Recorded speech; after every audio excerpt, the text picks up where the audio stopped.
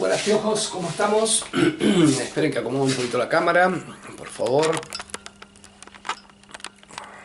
Así nos vemos bien. Está oscuro. ¿Está todo bien? ¿Listo?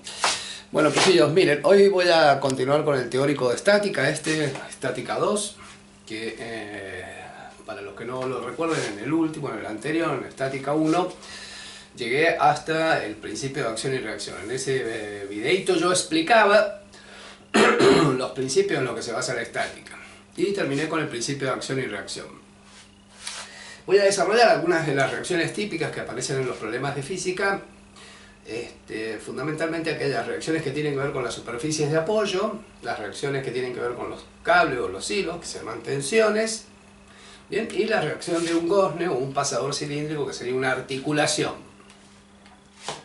Bueno, lo primero que hay que conocer más o menos es qué se entiende en física por vínculo. O sea, un vínculo en física es todo aquello que restringe o condiciona el movimiento de un cuerpo. Esto quiere decir de que si yo tengo un cuerpito sobre un plano inclinado, una pelotita sobre un plano inclinado, esta va a rodar sobre el plano inclinado, es decir, si mi plano inclinado es este y tengo una pelotita acá, esta va a rodar por esta superficie del plano, ¿no?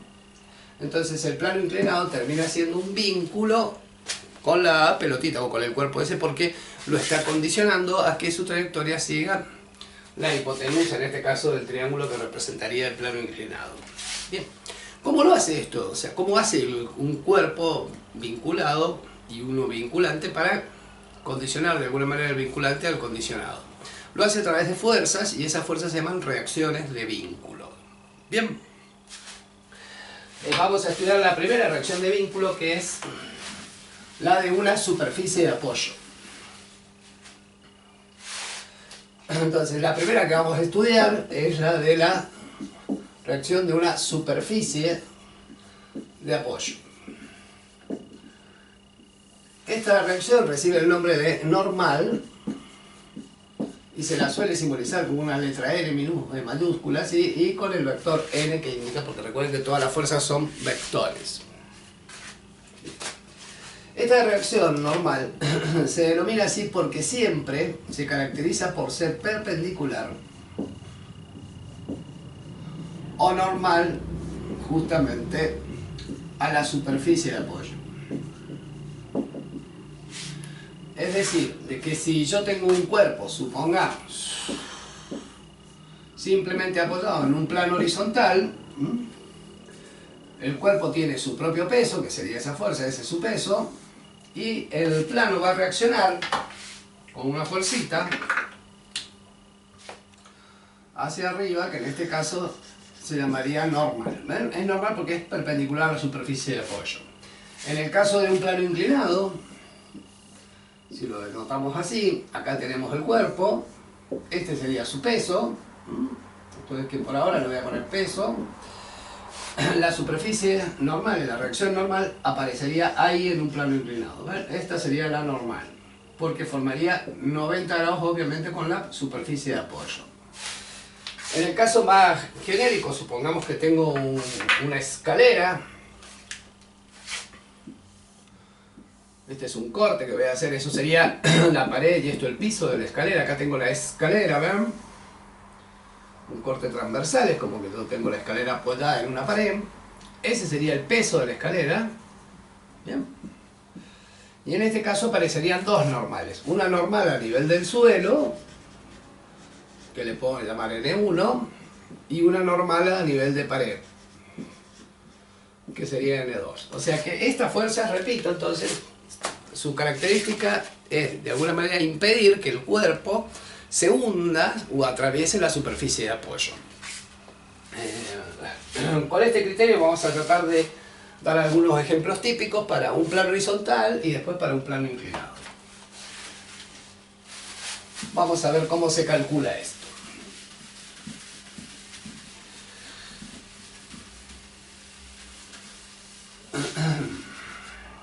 Comenzaremos para un plano horizontal, o sea, nuestra primera sería para un plano horizontal. En un plano horizontal, acá pueden ocurrir tres casos. Que el cuerpo esté simplemente apoyado, simplemente apoyado. Cuando digo simplemente apoyado, lo que digo es que no hay otra fuerza que lo solicite, o sea, el tipo está solito ahí apoyado. Bueno, en este caso, si este es el peso, la normal, como les dije recién, sería esta, y su valor se calcularía la normal como igual al peso, o sea que si el cuerpo pesa 5 newton, la normal va a ser 5 newton. Después puede ocurrir que un cuerpo sea traccionado con una fuerza.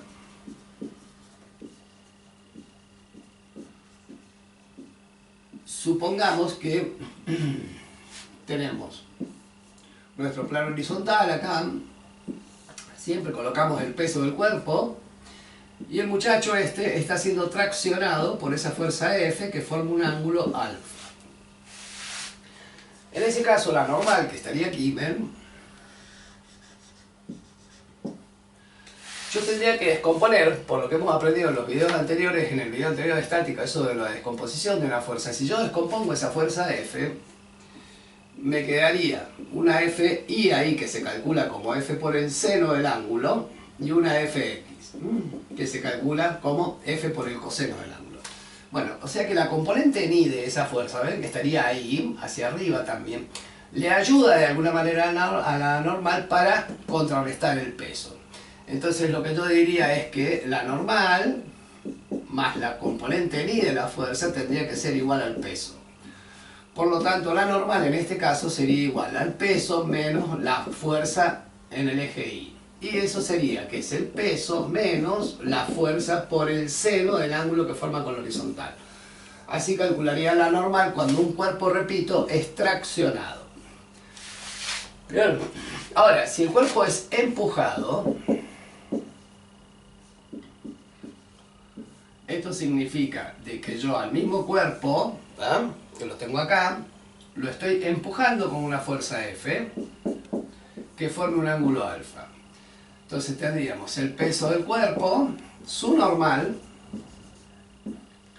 Ahora la componente de la fuerza iría hacia abajo, o sea que la normal no solo se tiene que bancar al peso, sino también la componente ni de la fuerza que le estoy haciendo. Por lo tanto, ahora podría escribir que la normal, que es la que va hacia arriba, es igual al peso del cuerpo más la Fi. Pero como Fi es fuerza por el seno, la fórmula que me quedaría es que normal es igual al peso más la fuerza por el seno del ángulo. O sea, que aparece ante una tracción y un empuje, siempre la normal en los empujes es mayor. Esta fuerza normal va a tener mucha incidencia después en los cálculos de los rozamientos, es decir, porque la fuerza de rozamiento depende de un coeficiente que va a haber entre los cuerpos que se van a deslizar uno respecto del otro y del valor de la normal. A mayor normal siempre hay mayor rozamiento. Esto lo sabemos todos, porque inclusive hasta los heladores del colegio, de las universidades, cuando ellos pasan los semejantes escobillones o lampazos, esos grandes que son tan pesados, siempre traccionan, o sea, hacen esto, lo llevan atrás. No lo hacen así. Entonces es más fácil traccionar que empujar, porque la tracción lo que hace, de alguna manera, es disminuir la normal y la normal disminuye la fuerza de rozamiento. Voy a dar un ejemplito en un problema práctico con este para que tenga más o menos una idea.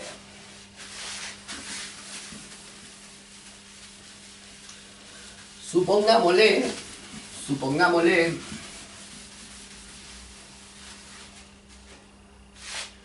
que yo tengo un cuerpo acá de 200 newton de peso, lo voy a poner hacia abajo así no tienen problema, de 200 newton, ese es su peso, y está siendo traccionado con una fuerza F1, le vamos a poner acá, de 40 newton, que forma un ángulo de 20 grados con la horizontal, y a su vez está siendo empujado por una fuerza F2 de 50 newton, que forma un ángulo de 50 grados. Y me piden calcular cuál es la normal. Entonces, recordando lo que decía, la de normal, entonces en este caso sería siempre el peso, eso aparece siempre, o sea que sería el peso, ¿bien? menos la que tracciona, o sea que sería menos la F1i, más la que empuja, que sería F2i. Por lo tanto, si reemplazo valores me quedaría entonces, el peso son 200 newton, bien, F1i sería 40 por el seno de 20, o sea 40 newton por el seno de 20, más la F2 que sería 50, obviamente newton, por el seno de 50. Sacando esta cuentita con la calculadora, nos termina quedando entonces 200 menos 40 por el sin de 20 más 50 por el sin de 50. Esto me da 165,9, o sea que la vamos a redondear a 166 newton. Eso sería el valor de la normal para esta situación. ¿Ven? Cuando actúan más de una fuerza, no considero dos veces el peso se considera siempre una sola vez. Lo que hago es restar las que traccionan el peso y sumar las componentes en I de las que empujan. Si me llegasen a preguntar cuál es la resultante, o sea, porque bajo la acción de estas dos fuerzas, este cuerpo uno esperaría, ¿no es cierto?, que se desplace hacia la derecha, porque esa F1 lo que está haciendo es, en definitiva, empujar con esta componente hacia allá y esta también hacia allá. O sea, la resultante, en este caso, le vamos a llamar X, la resultante en X sería igual entonces a la F1X más la F2X. Acá no me interesa, las dos están haciendo movimiento hacia la derecha para el cuerpo. La F1X sería el valor de F1 por el coseno de su ángulo, que en este caso es 20, más la F2 por el coseno de su ángulo, que serían 50. Si reemplazo valores, la resultante en X, en este caso, sería entonces 40 por el coseno de 20, más 50 por el coseno de 50. Si saco esta cuenta, ahora con la calculadora, me quedaría 40 por cos de 20 más 50 por cos de 50. Igual 24,5 newton. Es decir, que la resultante sería 24,5 newtons. Ese sería el valor de la resultante o la fuerza, la suma de la fuerza que haría que el cuerpo se desplace hacia la derecha. Obviamente, si yo quisiese equilibrar este cuerpo, tendría que hacer esa fuerza, pero en sentido contrario, horizontal, para que el cuerpo se mantenga en equilibrio. Espero que esto de la normal les haya quedado más o menos claro. Y ahora vamos a hablar un poquito de la segunda situación, que es cuando estoy en un plano inclinado.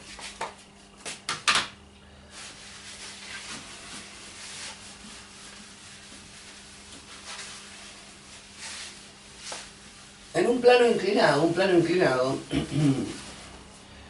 básicamente tiene como característica un ángulo por el que se eleva la horizontal, que a veces me dan la altura del plano y la longitud del plano, que esto sería lo que mide el plano y su altura. Si yo tengo un cuerpo acá y su peso, siempre el peso es perpendicular a la base,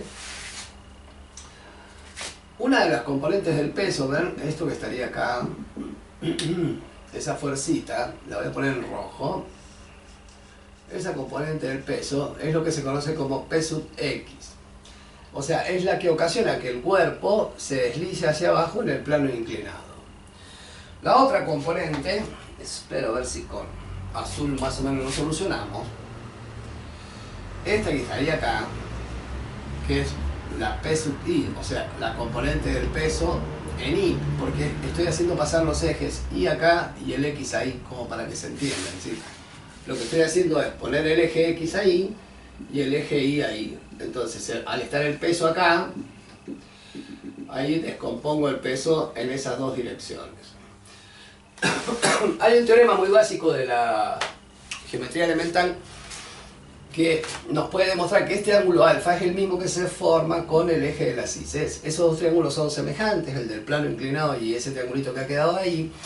Y cuando un ángulo es formado Cuando yo tengo un ángulo formado por dos lados y trazos perpendiculares respectivos a esos lados, el ángulo que forman esas perpendiculares es igual al ángulo original del plano. Bien, esa P sub I se calcularía entonces, porque ese sería el ángulo alfa. Entonces, como hay el cateto, ¿ven? Que es, si ese ángulo es alfa, esta P sub I pasa a ser el coseno, porque es el cateto adyacente. O sea, el P sub I acá se calcularía como el peso por el coseno del ángulo. Y la P sub X, que sería el peso por el seno del ángulo. Esto es muy importante que lo sepan para todos los problemas de física. Fundamentalmente esta que es el peso por el seno, que es la que va a ocasionar que se caiga. Bien, la normal acá, volvamos con la normal porque ese es nuestro problema, estaría ahí. Esa es la normal. Entonces, si en el plano inclinado está simplemente apoyado, bien, la normal termina siendo igual a la componente en I del peso. Es decir, que la normal termina siendo el peso por el coseno del ángulo. En un plano inclinado, entonces la normal es el peso por el coseno de un ángulo. Bien. Supongamos además que si nosotros decimos, bueno, tengo el plano inclinado, tengo el cuerpo, y encima lo estoy traccionando con una fuerza F, que forme un ángulo beta, le vamos a llamar, y este alfa, entonces en ese caso la normal sería la componente del peso en I, o sea, igual que recién, nada más que ahora le agrego el coseno, el peso por el coseno, menos la fuerza F que hago por el seno del ángulo beta, que formaría la fuerza con la dirección del desplazamiento. Si está siendo empujado, así con una fuerza F, supongamos que viene así, que forme un ángulo gamma con esa fuerza F, bueno, vale lo mismo, o sea, la normal ahora sería el peso por el coseno más la fuerza por el seno de ese ángulo gamma. ¿Bien? O sea, no cambia nada de lo de recién, solamente que en vez de poner todo el peso completo, tenemos que poner el peso por el coseno del plano inclinado y el peso y la fuerza por el seno del ángulo que forma la fuerza con la dirección del plano inclinado. Eso tengan cuidado. Bien. Es muy típico calcular la norma cuando yo trato de subir el cuerpo con una fuerza horizontal. Vamos a hacer otro dibujito más grande.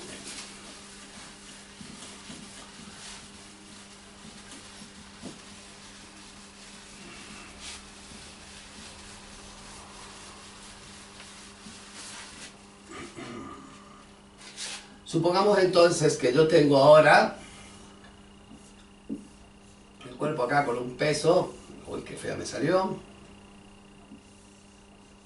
ahí estaría el peso que iría hacia abajo, el ángulo del plano, y yo le aplico una fuerza horizontal, así, una fuerza, le voy a llamar FH, esa fuerza se llama fuerza horizontal. Si yo hago pasar los ejes X ahí, ¿ven?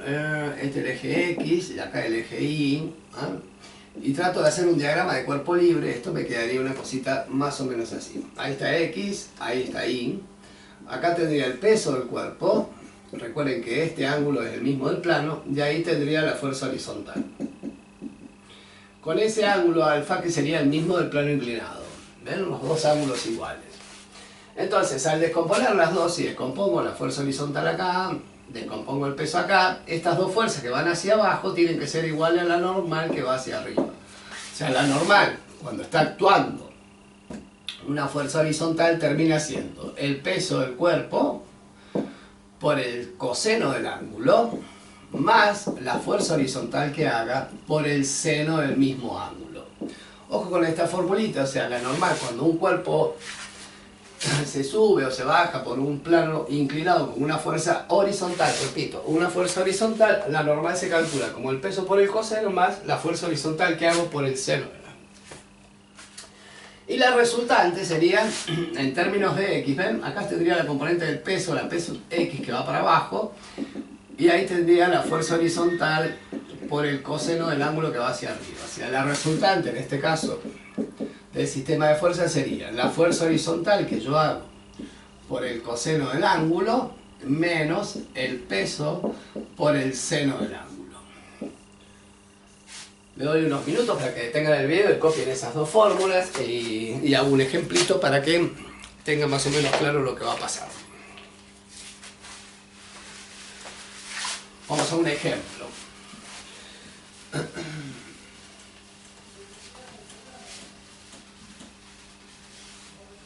Suponiendo que el problema me dice que yo tengo un cuerpo, vamos a poner acá un cuerpo